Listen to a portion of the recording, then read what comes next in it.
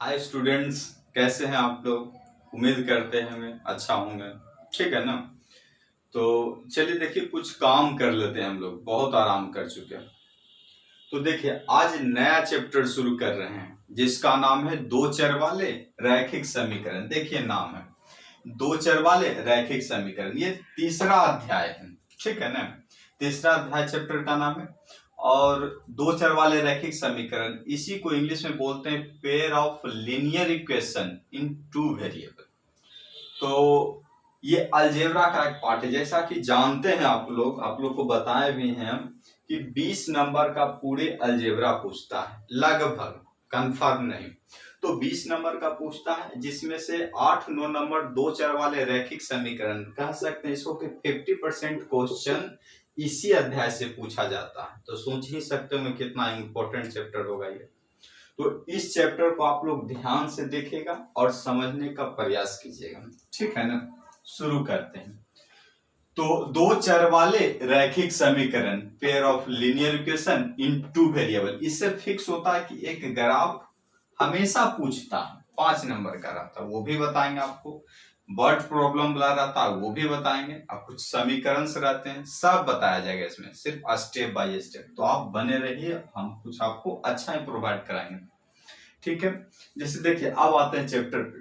तो हमारा जो देश है भारत, वो गुण प्रधान देश है, जानते ही होंगे। यानी जिसका जैसा गुण रहता है उसका वैसा नाम हम लोग धर देते हैं। है किसी का पैर डैमेज है तो शुभ नाम उसको लंगड़ा बोलते हैं, किसी का हाथ डैमेज है तो उसका शुभ नाम लुल्हा बोलते हैं, कान डैमेज है तो अंधरा ने काना बोलते हैं ना। उसी प्रकार दो चर वाले रैखिक समीकरण, यानी इसके नाम में ही इसका अर्थ छिपा हुआ है। तो चलिए देखिए, सबसे पहले बताते हैं दो चर वाले रैखिक समीकरण। तो पोलिनोमियल्स में आप लोग को पढ़ाए थे कुछ। चलिए देखिए, बताते हैं। इसका नाम को खंडित करते हैं, हम तोड़ते हैं। तो जैसा देखिए, दो दो मतलब क्या जानते हो हमें, दो। अब चर, तो बहुपद में आपको पढ़ाए थे चर किसको बोलता है, एक्स वाई जेड या एबीसीडी का कोई भी अक्षर, सभी क्या है, चर है। यानी इसका मान बदलते रहता है, नहीं बदलता है। जैसे हम सोल्व कर रहे हैं x + 9 = 0, तो x बराबर -9 आ जाता है। या और कोई क्वेश्चन मिलता है कभी x + 11 = 0, तो x बराबर कितना आ जाता है, -11 आ जाता है। कभी सोल्व करते हैं तो x -7 रहता है बराबर 0 या बराबर 9, तो x बराबर 9, ये माइनस में उन्ने गया था प्लस में, तो x = 16। यानी कहने का मतलब हुआ कि चर मतलब देखिए, चर को लिखते हैं चर। अचर से एक और चीज याद रखिएगा, चलना। यानी चलना, स्थान बदलते रहते हैं। जैसे देखिए, हम यहां से चल के यहां आए तो क्या किए, वहां से स्थान क्या कर लिए, चेंज कर लिए। तो उसी तरह से चर मतलब क्या होता है, चलना। यानी अपना स्थान बदलते रहना, अपना वैल्यू बदलते रहना। तो उसी तरह से देखिए, x का वैल्यू यहाँ पर -9 आया, x का वैल्यू -11, x का वैल्यू 6 आया। यानी कहीं फिक्स नहीं आया, बराबर भी आ सकता था, बराबर नहीं भी आ सकता था। यानी कहने का मतलब कि जिसका मान हमेशा क्या होते रहे, बदलते रहे, चर कहलाता है। तो देखिए, दो चर, सिर्फ दो को तोड़ दें, सिर्फ दो चर। ध्यान से देखिएगा, बहुत अच्छा चैप्टर है, अब बहुत इंपॉर्टेंट चैप्टर है। दो चर मतलब एक्स वाई जेड, अब वाले मतलब तो कुछ नहीं होता। अब रैखिक, रैखिक मतलब कि सीधी, है ना, सीधा नहीं कहता, रैखिक यानी सीधा, एक ही लाइन में लिखा हो। और समीकरण, तो समीकरण यानी बराबर की तरफ, कुछ अंक बराबर की तरफ लिखा रहे, कुछ इधर भी लिखा रहे। तो देखिए समीकरण कैसे होता है, दो चर वाले रैखिक समीकरण। तो इसमें से कुछ इसका एग्जाम्पल देखिए बताते हैं दो चर वाले रैखिक समीकरण का। जैसे ऐसे रहेगा 2x + 3y = -11। क्या सर, कैसे हम पहचानेंगे कि दो चर वाले रैखिक समीकरण है। तो देखिए, अच्छा इसमें ई बताइए, ई जो x है ये भी चर है और y है ये भी चर है। तो क्या चर हुआ, एक चर और दो चर, दो ही चर है इसमें ना, एक तो x है एक y है। दो चर वाले रैखिक, अब कहेगा सर दो चर वाला तो हमको समझ में आया, अब ये जो रैखिक है ये कैसे। तो देखिए, एक ही लाइन में नहीं लिखा हुआ है, है ना, एक ही लाइन में। ऐसा थोड़ी लिखा हुआ है कि 2x 3y और 11, ऐसा नहीं लिखा हुआ कि एक लाइन इधर एक लाइन इधर एक लाइन इधर, ऐसा नहीं लिखा हुआ है। लिखा हुआ है आपका एक ही लाइन में। तो दो चर मतलब x y रैखिक समीकरण जो एक ही लाइन में है, तो दो चर वाले रैखिक समीकरण उसी को कहते हैं। ठीक है ना, इसका इंग्लिश होता है pair of linear equation in two variable.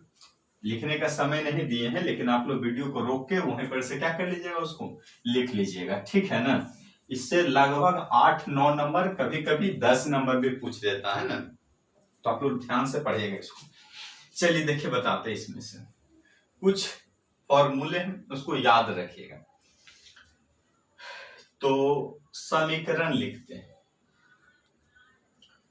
पहला समीकरण लिखें 2x प्लस 3y बराबर 11। समीकरण फर्स्ट, ध्यान से देखिएगा। और 4x प्लस 9y बराबर 7, ये समीकरण मेरा कितना 2। समीकरण 1 और समीकरण 2। तो पहले समझिएगा कि समीकरण 1 और समीकरण 2 सर क्यों लिखे। हम चाहते तो डायरेक्ट फॉर्मूला लेके क्वेश्चन को भी बता सकते थे, लेकिन हम ये इसलिए लिखे ताकि आपको बेटर समझ में आए, ज्यादा समझ में आए। तो हम समीकरण 1 से चलते हैं पहले, समीकरण 1 से। और याद रखिए, से के बाद, में के बाद, पर के बाद हमेशा कॉमा दीजिए। तो 2x plus 3y is equal to 11। तो अब इसमें से खोजिए। अब आपको a1, b1 और c1 तीनों खोजना पड़ेगा। a1 खोजिए, b1 खोजिए, c1 खोजिए। तो a1, b1, c1, तो बताइए x के जो बगल वाला वो a1 हो जाएगा, y के बगल वाला b1 हो जाएगा, और ये जो बच गया वो मेरा c1 हो जाएगा। फिर से देखिए, इसको समझाते हैं। अब x के बगल वाला यानी a1, तो x के बगल वाला चिन्ह सहित लिख देना है। देखिए प्लस का चिन्ह है तो प्लस दे भी सकते हैं, और नहीं तो जानते हैं कि प्लस छिपा होता है। तो a1 बराबर कितना 2, कॉमा। अब b1, तो बताइए b1, तो b1 y के बगल वाला, तो y के बगल कितना है 3, एंड c1, तो जो बच गया वो मेरा c1 हो जाएगा। तो कहेगा सर ए बी सी तो समझ में आ रहा है, ये तीनों अलग अलग है इसलिए सर ए बी सी लिखे, लेकिन 1 का मतलब नहीं समझ रहे हैं। तो कितना नंबर समीकरण से है, 1 नंबर ना, इसलिए 1 दिए। 2 नंबर समीकरण से चलते हैं तो 2 देते हैं। अब चलते हैं, अब समीकरण 2 से, समीकरण 2 से बताइए समीकरण 2 कितना है, 4x plus 9y is equal to 7, यही ना समीकरण 2 है। अब इसमें बताइए a2 बराबर, देखिए समीकरण 2 था तो इसलिए हम 2 लिखे, है ना, ये रोमन में लिखा हुआ थी। तो a2 बराबर यानी x के बगल वाला a होगा, तो 4, b2 बराबर कितना 9, एंड c2 बराबर कितना 7। देखिए ना, x के बगल वाला a2, समीकरण 2 है तब 2 दिए, अगर समीकरण 1 में चलते तो a1 देते।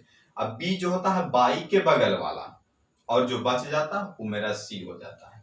ठीक है ना, तो देखिए फिर से एक क्वेश्चन और बताते हैं। जैसे आपका क्वेश्चन ये क्लियर है ना, चलिए देख लीजिए, उसको मिटा देते हैं। चलिए देखिए, अब अगला समीकरण लिखते हैं। जैसे समीकरण कोई 3x प्लस 9y बराबर 4, ये समीकरण फर्स्ट हो गया। 6x प्लस 11 बराबर 6, ये मेरा समीकरण सेकंड हो गया। तो इसको लिखते हैं, सबसे पहले हम समीकरण 1 से। तो समीकरण 1 से इसमें सिर्फ a1 b1 c2 a1 b1 और c1 ये 3 को बताना है, और a2 b2 और c2 ये 3 को बताना है। बस इतना सीख लीजिए, ये सीख लिए तो समझिए जो बताएंगे फॉर्मूला और कॉन्सेप्ट वो आराम से क्लियर हो जाए, क्योंकि उसी पर कुल आधारित है। तो इसमें बताइए A1 समीकरण 1 लिखे तो समीकरण 1 लिखिए 3x + 9y = 4। अब बताइए A1 तो क्या बताएं सर, x के बगल वाला, चलिए 3, B1 y के बगल वाला एंड C1 ये नहीं। अब समीकरण 2 से, समीकरण 2 लिखिए 6x + 11y = 6। तो A2 बराबर तो x के बगल वाला, B2 बराबर 11 एंड C2 बराबर 6। ये क्लियर हो जाएगा, ठीक है ना। तो जब यहां तक समझ गए तो कुछ क्वेश्चन लिख देते हैं जिसका आप लिखिएगा, वीडियो रुकेगा उसी वक्त लिखिएगा। ऐसा नहीं कि पूरा देख लिए उसके बाद जाके लिखना शुरू कीजिए, हमको पता है कि आप लोग कितना लिखिएगा, ठीक है ना। चलिए देखिए कुछ क्लास वर्क देते हैं, हालांकि इसको क्लास वर्क नहीं कह सकते हैं, होमवर्क कह सकते हैं, क्योंकि आप लोग क्लास में नहीं अपने घर में बैठ के पढ़ रहे हैं ना। इसको क्लास वर्क नहीं लिखना चाहिए, होमवर्क लिखना चाहिए, है ना। HW जिसको बोलते हैं। तो होमवर्क पहला क्वेश्चन 3x + 3y = 11 समीकरण फर्स्ट, और दूसरा हो जाएगा 4x + 11y = 8 समीकरण 2। चलिए दूसरा क्वेश्चन 7x + 3y = 14 समीकरण फर्स्ट, 3x + 9y = 14 समीकरण second. Third question 2x + 4y = 11 समीकरण फर्स्ट, 7x + 11y = 19 समीकरण सेकेंड। उसके बाद fourth number question -11x + 2y = 14 समीकरण 1। उसके बाद -27x + 41y = 404 समीकरण 2। और पांचवा क्वेश्चन और लास्ट क्वेश्चन 13x प्लस, सब में प्लस नहीं देते, कुछ माइनस भी देते हैं, y = 4 समीकरण फर्स्ट, और 31y = 31 समीकरण। तो या 121 कर देते हैं। इन सब का क्या ज्ञात करना है तो देख लीजिए, A1 आपको बराबर क्या होगा, फिर B1 बराबर क्या होगा, और C1 बराबर क्या होगा। मतलब A1 के जगह पे हमको खाली स्थान है, B1 के जगह पे खाली स्थान, और C1 के जगह पे खाली स्थान। आपको A1 B1 C1 और A2 बराबर बताना है, B2 बराबर बताना है, और C2 बराबर बताना है। यानी A1 A2 B1 B2 C1 C2 इन पांचों समीकरण और जो दो क्वेश्चन बताएं उसका मतलब सातों क्वेश्चन को आप क्या कीजिएगा, उसी वक्त बनाइएगा। इसलिए क्योंकि ये जो सातों क्वेश्चन है आपको A1 A2 B1 B2 C1 C2 ये तीनों बहुत ज्यादा इंपॉर्टेंट है ना, आपको ये पता होना बहुत ज्यादा जरूरी है, इसलिए आपको इस पे जोर दे रहे हैं। आप कुछ फॉर्मूला बताते, देखिए लिख लिया आप लोग, उसके बाद जाएगा। चलिए देखिए आगे बताते हैं। आगे फॉर्मूला जिसको नोट करके लिख देते हैं ना, नोट करके लिख देते हैं बढ़िया से।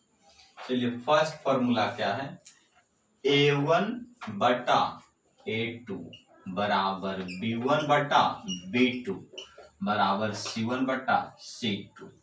यानी ये बराबर नहीं होगा, शुरू में बराबर नहीं होगा, तो क्या क्या कंडीशन बनेगा आपको देखिए, वो सब कंडीशन लिख के बताते हैं। सबसे पहला अद्वितीय हल, अद्वितीय हल होगा इसका, अद्वितीय हल या एक हल, इसको एक हल भी बोल सकते हैं। अद्वितीय मतलब दो नहीं होना चाहिए, तो दो नहीं होगा तो एक होगा, अद्वितीय हल या एक हल। उसके बाद कॉमा, प्रतिच्छेदी होगा, मतलब कि एक दूसरे को ऐसे ऐसे दो किरण जा रहा प्रतिच्छेद करे मतलब काटे, उसी को प्रतिच्छेदी बोलते हैं। या कौन सी हो, संगत हो।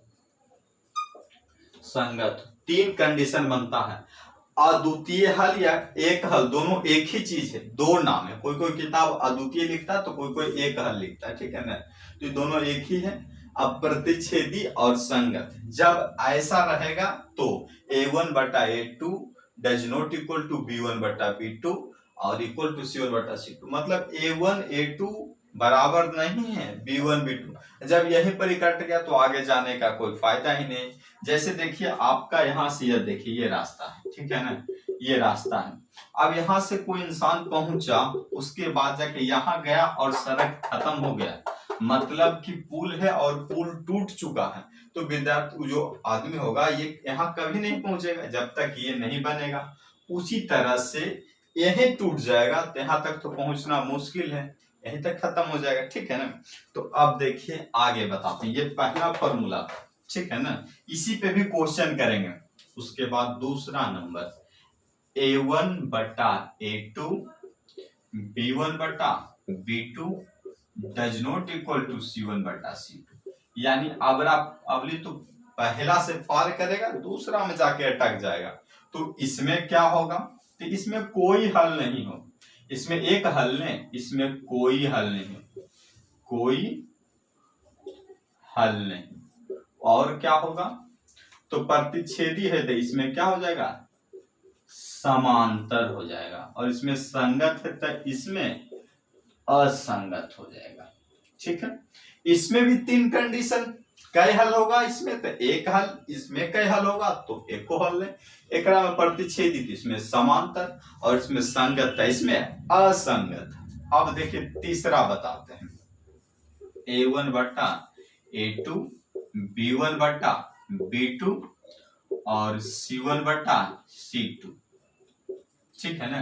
आप देखिए इसका क्या होगा, तो इसमें देखिए शुरू में कटा तो एक हल, यहां कटा तो कोई हल नहीं, अब कट ये नहीं रहा है मतलब अनंत हल, तो अनेक हल लिख देते हैं इसका, तो अनेक हल। और इसमें हो जाएगा संपाती, यानी एक के लाइन पे, एक लाइन है ये देखिए एक, इसी पे गए मतलब इधर उधर विचलित ना हो, एक लाइन है और इसी पे फिर जाएगा तो उसी को संपाती बोलते हैं। उसके बाद जाके संपाती और इसमें क्या हो जाएगा, संगत हो जाएगा, ठीक है। ये तीन गो कंडीशन है, बहुत ज्यादा इंपॉर्टेंट है ना, हर साल इससे ऑब्जेक्टिव उठाता है ना, ऑब्जेक्टिव पता है बहुत ज्यादा इंपॉर्टेंट होता है। तो देखिए शुरू में कटा तो अद्वितीय हल प्रतिच्छेदी और संगत होगा, यहां पर कटा तो कोई हल नहीं, समांतर असंगत होगा।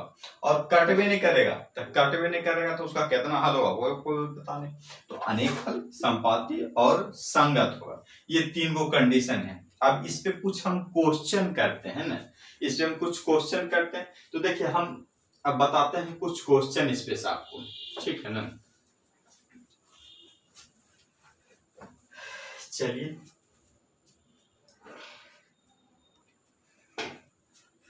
चलिए देखिए क्वेश्चन है, कह रहा है जो फॉर्मूला भी बताया ना उसी पे आधारित है।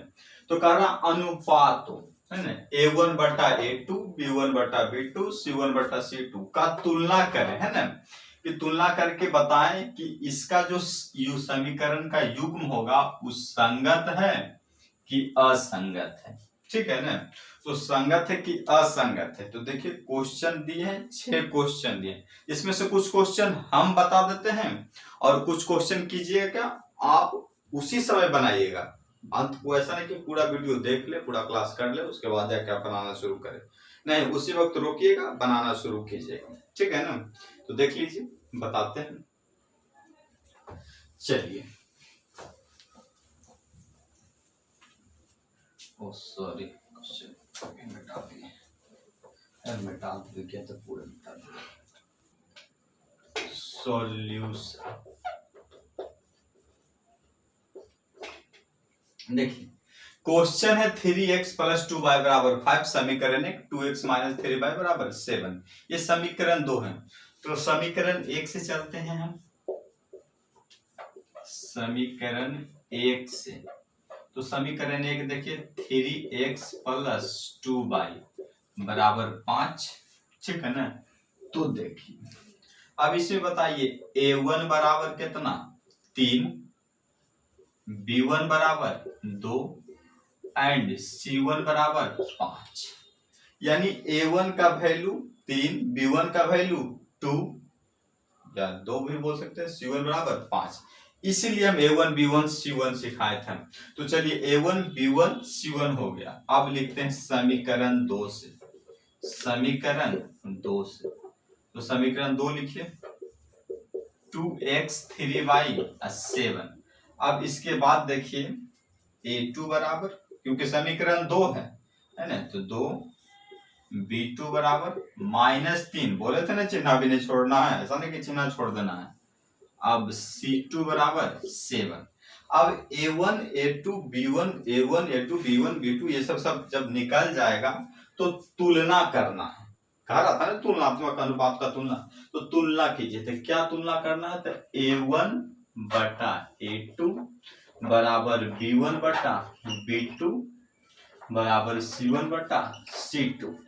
अब इसी को तुलना करना, तो देखिए a1 के जगह पे a1 का वैल्यू 3 और a2 के जगह पे a2 का वैल्यू बराबर b1 के जगह पे b1 का वैल्यू 2, b2 के जगह पे b2 का वैल्यू -3, c1 के जगह पे c1 का वैल्यू और c2 के जगह पे c2 का वैल्यू। जब यहां से समीकरण 1 से a1 b1 c1 और समीकरण 2 से a2 b2 c2 जब दोनों निकाल लेंगे, उसके बाद तुलना करेंगे। सब क्वेश्चन में जितना मिले इस टाइप का क्वेश्चन है ना, तो इतना करेंगे। अब एक चीज और ध्यान दीजिए कि 3/2 डिनोमिनेटर मतलब हर कभी भी माइनस नहीं रखता नीचे, यानी वो ऊपर वाला को दे देता है 5/7। अब देखिए 3/2 अब -2/3 बराबर है, नहीं बराबर है, तो ई यहाँ पे कट जाएगा। और जब शुरू में कट जाता, देखिए कौन सा फॉर्मूला पे आ रहा है, a1 बटा a2 does not equal to b1 बटा b2 और c1 बटा c2, मतलब ये फॉर्मूला का है। इसका सर बताए थे कौची कि अद्वितीय होगा, उसके बाद संगत होगा, और उसके बाद बताए थे प्रतिच्छेदी होगा। ये नहीं सर बताए थे, अद्वितीय संगत प्रतिच्छेदी। तो हमसे कह रहा था संगत और असंगत, तो बताइए शुरू में कटता है तो कौची होता है, संगत होता है। तो हम लिखेंगे, ये सब नहीं लिखेंगे, सब फॉर्मूला था ना, तो हम लिखेंगे अतः दिया गया समीकरण का निकाय है ना, निकाय हल संगत होगा। क्या होगा, संगत होगा। बस इतना लिख के आप क्या कीजिएगा, उसको छोड़ दीजिएगा। यानी कि समीकरण से a1 a2 a1 b1 c1 a2 b2 c2 तीनों निकाल के तुलना कर दीजिए। अब देखिए शुरू में कटा था संगत, लास्ट में कटा था असंगत। इसमें दो ही कंडीशन पूछा है, एक संपाती होता है, पर वो अभी नहीं पूछ रहा हमसे, तो अगला क्वेश्चन में देखेंगे। तो कह रहा संगत है कि असंगत, जब शुरू में कट जाए तो संगत और लास्ट में कटे तो असंगत। यही चीज ध्यान रखिएगा, ठीक है ना। क्वेश्चन देखिए, फिर अगला क्वेश्चन आपको हम बताते हैं, ठीक है।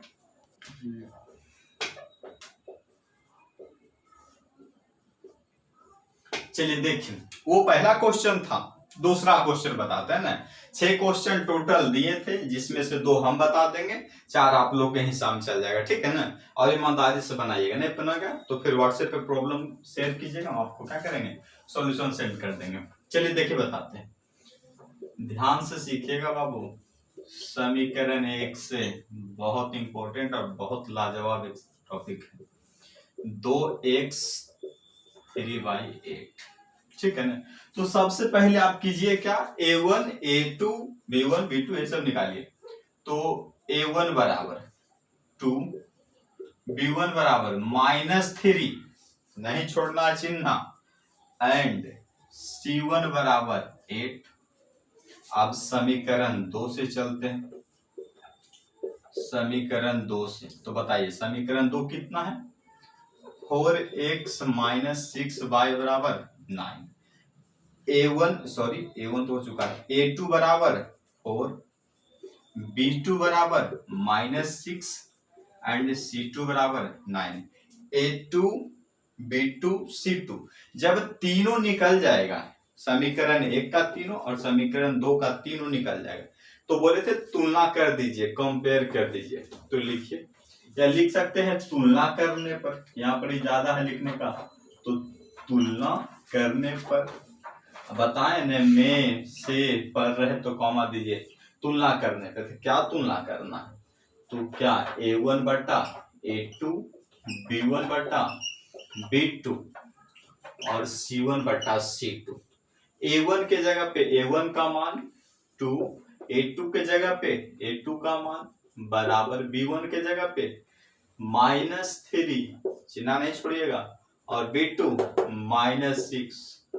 अब C1 8, C2 9।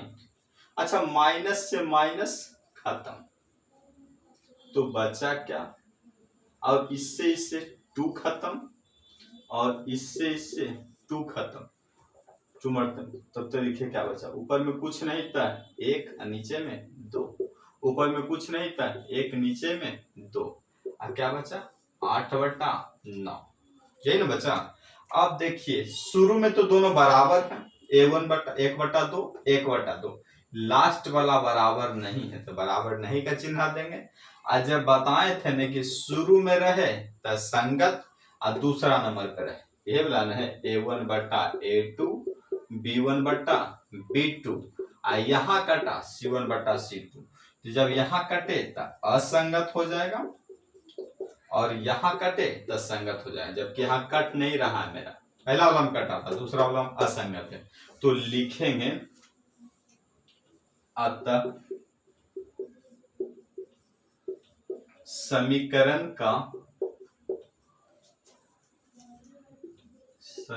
का निकाय हल क्या है? असंगत।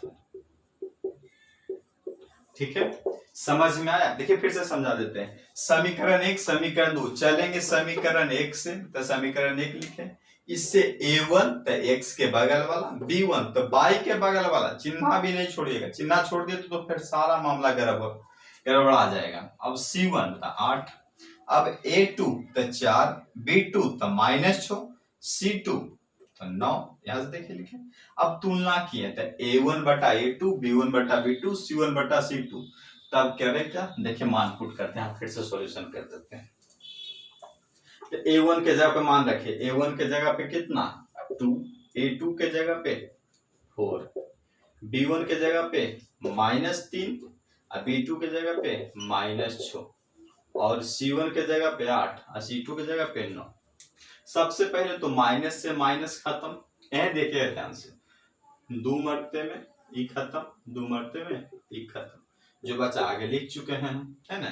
तो इस तरह से काटे तो 1/2 बराबर 1/2, अभी बराबर नहीं है 8/9 के, यहाँ काटे, जब लास्ट में कटे तो असंगत होगा, शुरू में कटे तो संगत होगा, लास्ट में कटा तो मेरा समीकरण का जो निकाय हल होगा क्या होगा? वो असंगत होगा। ठीक है ना। तो चलिए यहां तक तो हो चुका, फिर अगला बताते हैं। चलिए देखिए, जब बता रहे थे संगत और असंगत, बता रहे थे कि समीकरण का जो हल होगा वो संगत होगा कि असंगत होगा।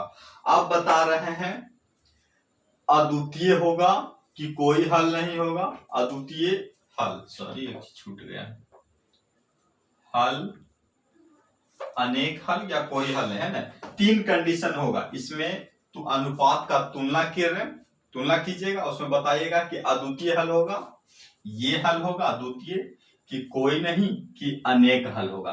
3 कंडीशन बन रहा, अद्वितीय हल, कोई हल नहीं और अनेक हल, 3 कंडीशन आपको नोट में लिखा है तीनों कंडीशन। तो कंडीशन याद करके उसके बाद इसको क्या कीजिएगा, बनाइएगा। देखिए 1-2 क्वेश्चन हम बता देते हैं ना, उसके बाद आप क्या कीजिएगा, क्या इसको बनाइएगा, उसी वक्त बनाइएगा, ऐसा नहीं है ना। चलिए देखिए बताते हैं। चलिए चलिए देखिए, तीन चीज कह रहा था बताने के लिए, अद्वितीय हल, अनेक हल या कोई हल नहीं। तो हम सबसे पहले कंपेयर करते हैं, उसके बाद तो बताएंगे ना कि एक हल होगा कि अनेक हल होगा, क्यों हल ही नहीं होगा इसका। तो देखिए बताते हैं, समीकरण एक से जैसे हम वो काम करते थे इसमें भी वही काम करेंगे, कोई चेंजिंग नहीं करेंगे। उसमें भी compare A1 A2 B1 B2 C1 C2 निकालते थे, इसमें भी निकाल लेंगे। तो समीकरण एक से लिखे, समीकरण एक y बराबर 5, ठीक है ना। अब देखिए बताते हैं, अच्छा ये बताइए कुछ नहीं तो कितना, 1 जानते ना छिपा हुआ रहता है।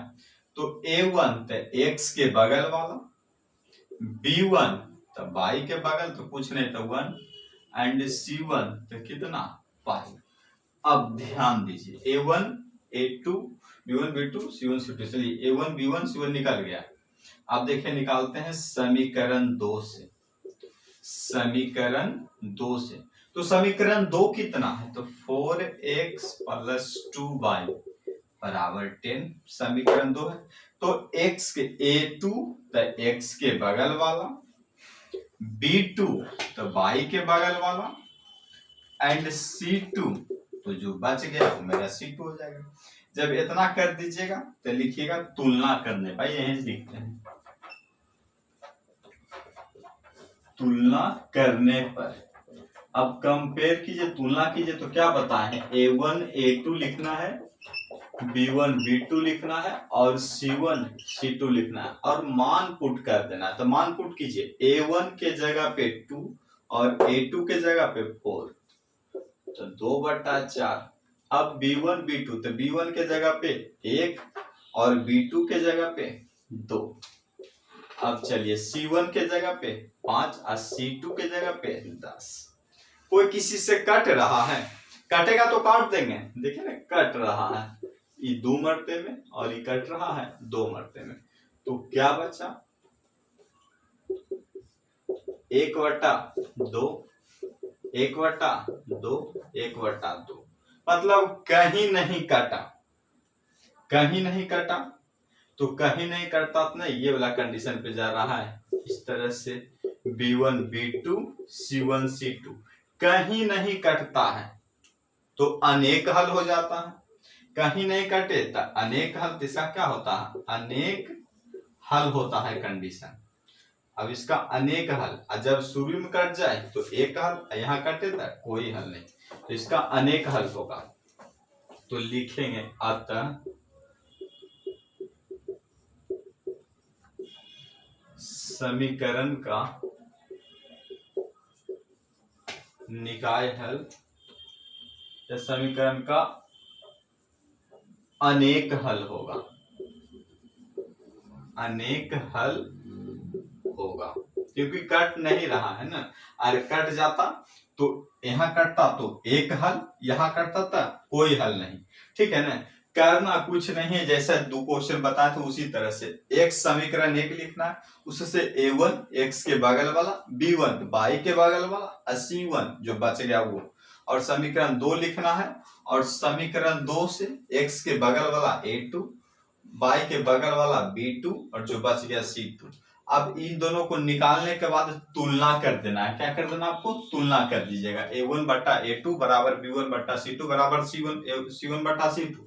ये फॉर्मूला पे आप लिखिएगा, उसके बाद क्या कीजिएगा, मान धरिएगा, A1 A2 का B1 B2 का यहाँ मान रखेगा और C1 C2 का यहाँ मान रखेगा। उसके बाद देखिएगा अगर जो कोई किसी से कट रहा है तो उसको काट दीजिएगा, उसके बाद जाके कीजिएगा, अब मिलाइएगा, देखिएगा और मिलाइएगा तो आपको पता ही चलेगा। शुरू में कटेगा तो एक हल या अद्वितीय हल बोलते हैं, यहाँ कटा था कोई हल नहीं, और जब नहीं कटेगा तो अनेक हल हो जाएगा।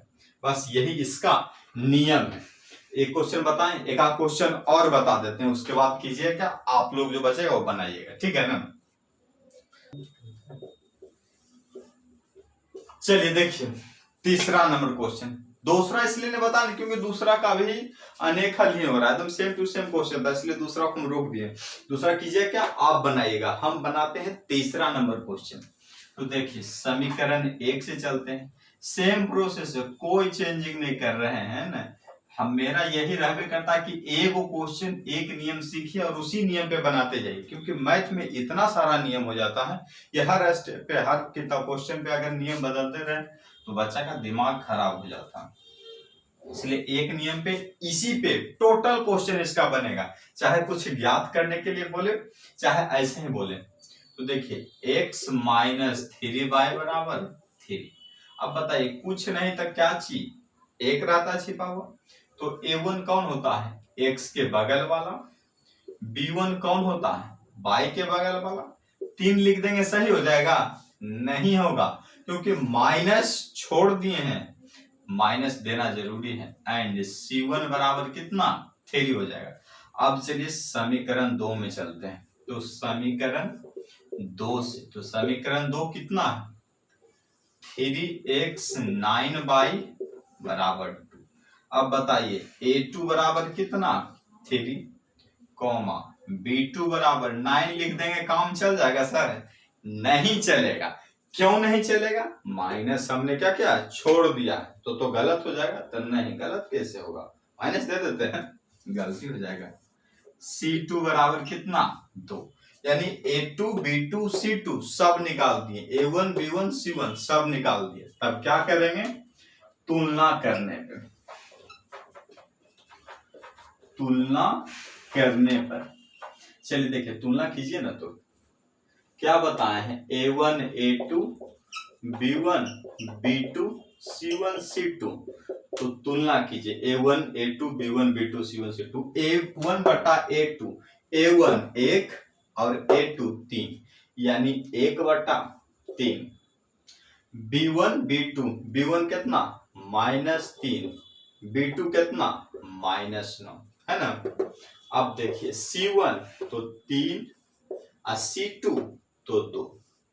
ठीक है, इसके बाद क्या बताए थे सर कि जो कटेगा जिसको काट देंगे। तो देखिए सबसे पहले तो माइनस से माइनस, अब ये 3 बढ़ देंगे तो बचा क्या, जो बचा उसको लिख देते हैं 1/3, कुछ नहीं तो पर 1/3, इधर 3/2।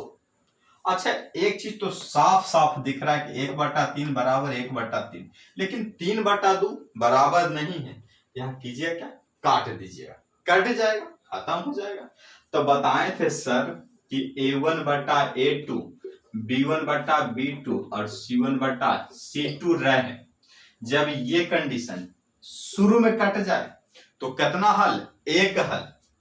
शुरू में कटे था एक हल या अद्वितीय है, और जब यहां कटे था कोई हल नहीं, कोई हल नहीं। बता यहाँ कट रहा है ना, कोई हल नहीं, इसका क्या हो जाएगा, कोई हल नहीं। तो बताइए कहाँ कट रहा है, यहाँ कट रहा है ना, इसका समीकरण का कोई हल ही नहीं होगा, है ना।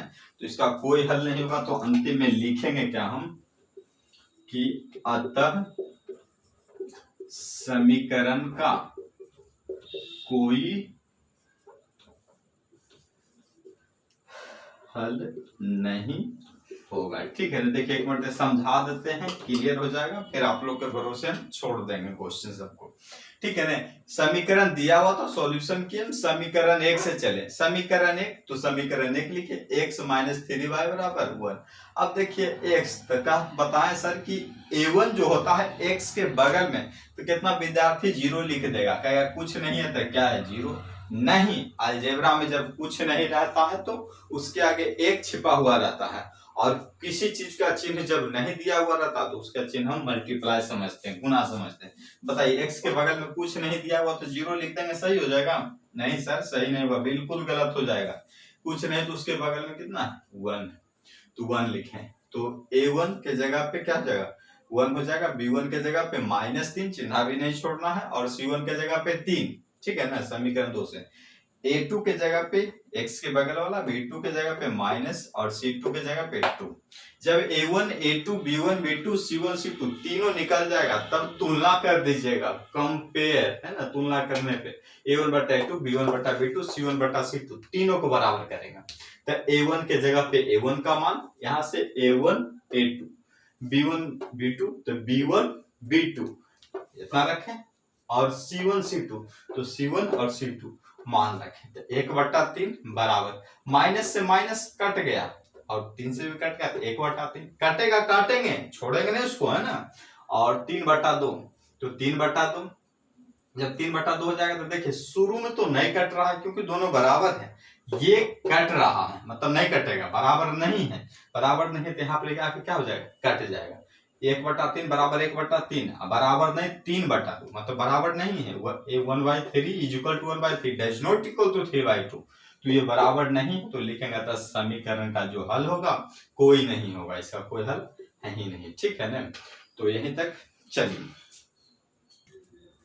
चलिए देखिए अब पढ़ाए थे क्या, अभी आपको जो एक मरते फिर से रिवीजन करवा देते हैं।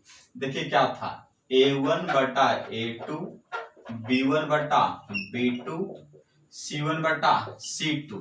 इसी पे इसमें क्या क्या पहला सूत्र था, तो क्या क्या कंडीशन होता है जब शुरू में कट जाए तो क्या हो जाता है, अद्वितीय हल हो जाता है,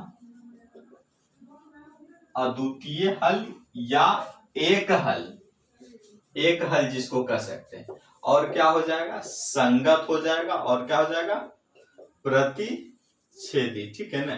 शुरू में कट जाए तो याद रखिएगा, और जब दूसरा नंबर में A1/A2 B1/B2 does not equal to C1/C2, जब लास्ट में कट जाए तो क्या हो जाएगा, इसका अनेक हल और असंगत, और प्रतिच्छेदी की जगह पे क्या हो जाएगा, समांतर हो जाएगा। और A1/A2 B1/B2 C1/C2 जब कटे ही नहीं, जब कहीं नहीं कटे तो अनेक हल हो जाएगा।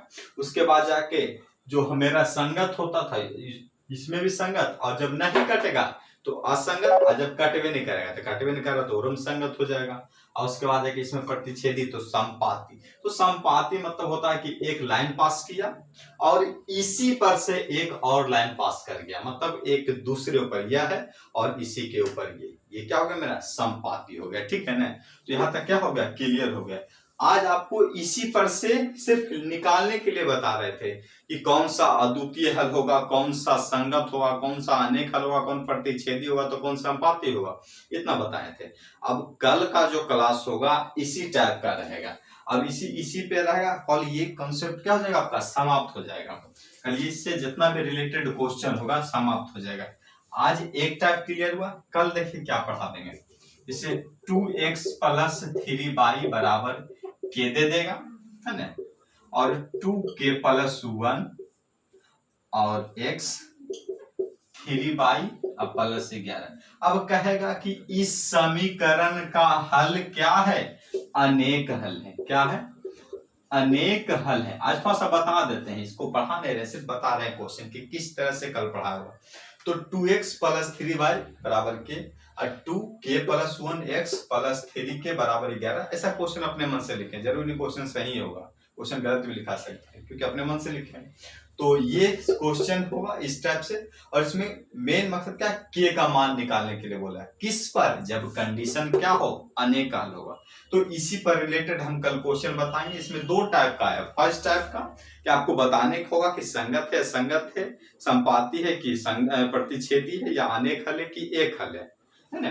और दूसरा टाइप का मिलता है, आपको कोई नंबर नहीं दिया रहेगा, मिसिंग नंबर रहेगा, उस नंबर को आपको फाइंड करने के लिए रहेगा, ज्ञात करने के लिए रहेगा, है ना। तो यहाँ तक कि आज रहने देते हैं, आज का क्लास नहीं, फिर मिलते हैं हम लोग अगले क्लास में।